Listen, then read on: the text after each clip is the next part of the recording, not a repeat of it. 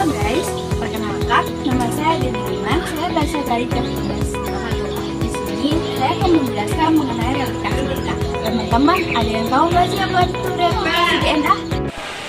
Nah, jadi replikasi DNA adalah penggandaan susu DNA sebagai materi genetik makhluk hidup. Proses ini berfungsi untuk perkembangbiakan dan pembelahan sel. Seperti yang kita ketahui, struktur DNA yaitu double helix yang terdiri dari dua pasang parameter, yaitu adenin selalu berpasangan dengan timin, sedangkan sitosin selalu berpasangan dengan guanin. Mengapa sih mereka selalu berpasangan? Karena mereka memiliki ikatan hidrogen yang sama. Proses replikasi DNA ini memerlukan pembelahan struktur double helix. Nah, dalam pembelahan ini terdapat dua protein yang digunakan, yaitu DNA helikasa dan single strand bonding. Apa sih DNA helikasa? DNA helikasa berfungsi menghidrolisis rantai ganda polinukleotida menjadi dua rantai tunggal mononukleotida. Sedangkan single strand bonding DNA yaitu berfungsi untuk mengatur struktur single strand DNA. DNA yang telah dibelah pada struktur double helix biasanya dapat membentuk golongan dan membuat replikasi tidak stabil. Dengan adanya single strand bonding ini, protein akan membentuk gugus dan mempercepat proses replikasi. Jadi, replikasi dimulai dengan enzim primase yang membentuk primer. Primer yang dibentuk berupa segmen RNA pendek yang dikenal sebagai polimerase untuk memulai replikasi. Kenapa sih diperlukan RNA primer? Ada yang tahu nggak?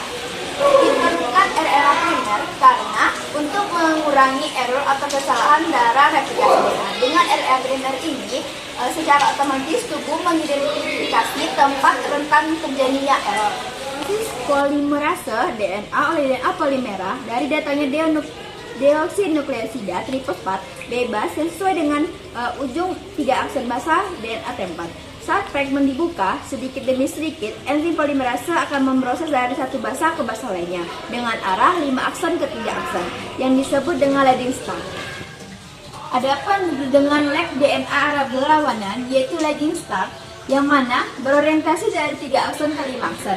Oleh karena itu, enzim polimerase membentuk fragmen Okazaki.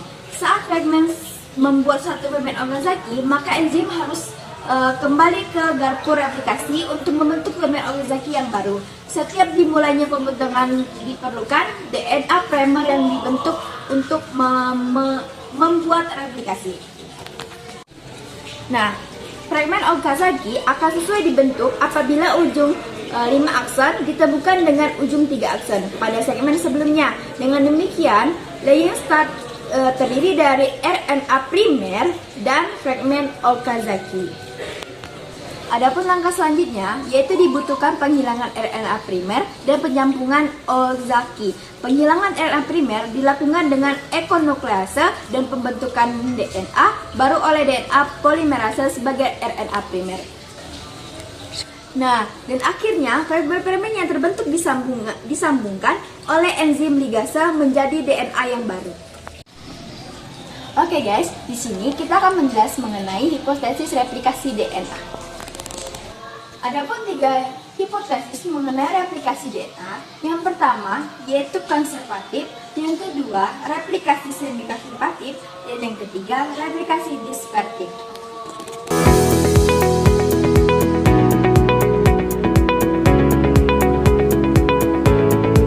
Replikasi DNA menurut Wessel dan Crick menyampaikan bahwa proses replikasi secara semi-konservatif. Hipotesis ini mendapat dukungan kuat dari Mr. Massillon dan F.W. Steele. Mereka menggunakan bakteri Escherichia coli sebagai organisme percobaan. Dari percobaan dapat diketahui bahwa DNA pada generasi baru memiliki berat di antara DNA normal dan DNA sebelumnya. Hal ini menggambarkan bahwa pengaruh dari atom nitrogen dalam DNA baru yaitu 14N dan 15N. Namun, apabila bakteri itu dibiarkan membelah diri dalam ion amonium normal, maka terbentuklah dua jenis DNA dengan berat yang berbeda, yaitu berat normal dan berat di tengah. Jadi, hal inilah menunjukkan bahwa molekul DNA tidak mengalami pemecahan dan penyusutan kembali di antara pembelahan sel, tetapi tiap pihak induk tidak mengalami perubahan zat yang membentuk pita parlementer. Berdasarkan uraian tersebut, maka hipotesis yang paling tepat yaitu adalah hipotesis semi konservatif.